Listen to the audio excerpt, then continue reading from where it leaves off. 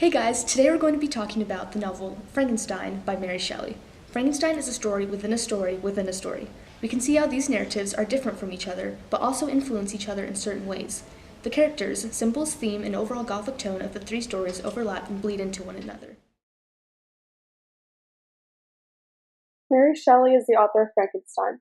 She was born to a family that was quite progressive, as her mother was a well-known feminist and her father was a philosopher and writer whose ideas would today be considered anarchist.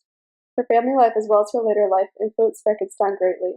Shelley lived in a time of change, and Frankenstein reflects this. The early 1800s is when the Industrial Revolution was beginning to affect a lot of people in Europe. Many families moved to cities and worked hard in factories. This change produced a mindset against learning, and in Frankenstein, Victor's best friend Clerval was prevented from going to college for a long time before he was allowed to get an education.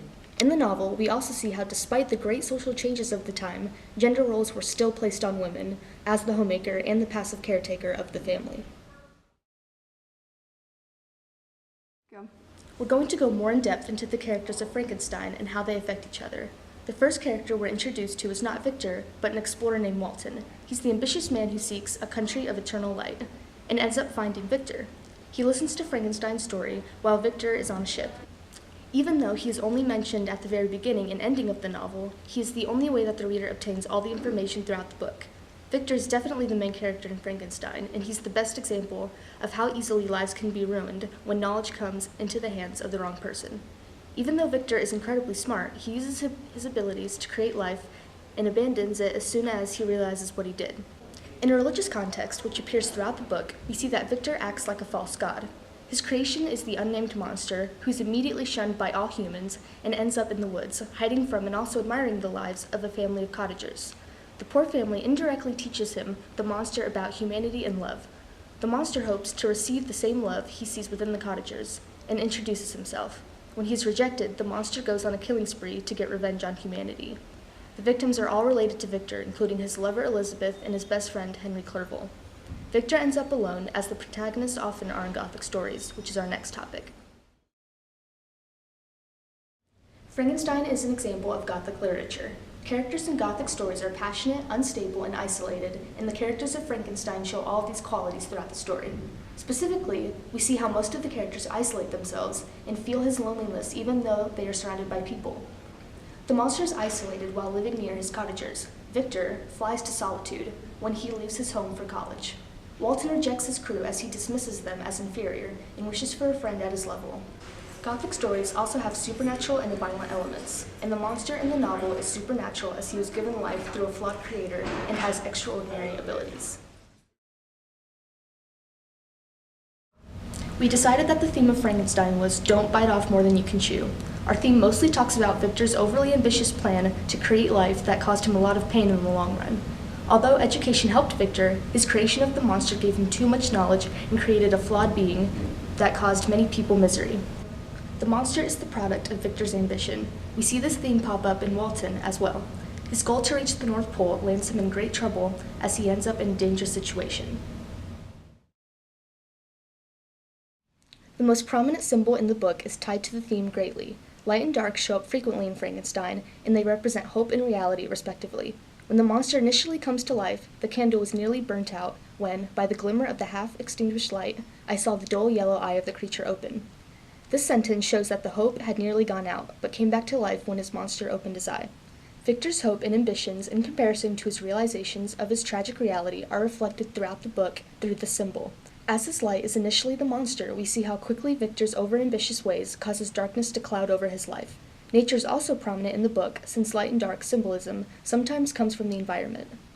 Whenever Victor admires nature, he feels hope and renewal, but that also usually means his life is going to be ruined. For example, soon after Victor bounded along with feelings of unbridled joy, he received a letter that his brother had been killed.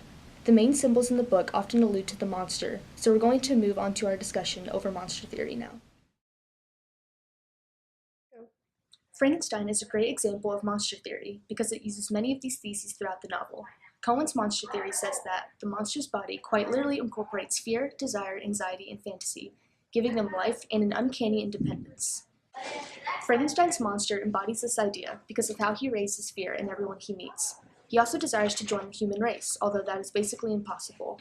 Another thesis in Cohen's theory is that the monster always escapes because it refuses easy categorization. We see the monster escape multiple times throughout the story, right up after his creation, after Frankenstein destroyed his attempt at a female monster, and after each crime that he commits. The fact that he isn't able to be prosecuted for his crimes further exemplifies Cohen's theory, because it is his identity alone that allows the escape. Finally, we see the monster demarcate the bonds that hold together that system of relations we call culture, to call horrid attention to the borders that cannot and must not be crossed with the crimes that he commits. No member of society would be able to get away with such crimes, and the reader is appalled to see the murder of innocent women and children go unpunished. In many ways, there are connections to be drawn between Frankenstein and Jekyll and Hyde. Victor and Jekyll are similar characters in that they both show remorse and begin isolating themselves after their laboratory experiments and in creation of monsters. In both stories, we witness these scientists exploring unknown and taboo ideas. These characters seem to have bright futures and grew lives until they allow the science of life and death to get in the way. Also, in both stories, women exist as one-dimensional characters that are pushed around or simply exist to make the men's lives better. In Jekyll and Hyde, the only women we see are maids and servants, and the weak little girl that is shoved and needs to be saved. In Frankenstein, most of the female characters that we see act exclusively on romance and assistance, without giving them a chance to develop themselves. We also see connections to religion that tie the two books together. Mr. Hyde is described as really like Satan, and Frankenstein draws many connections to the monster and Adam in the Bible. Thanks for watching. We hope you learned a lot through our analysis of Frankenstein. Make sure to give this video a like and subscribe.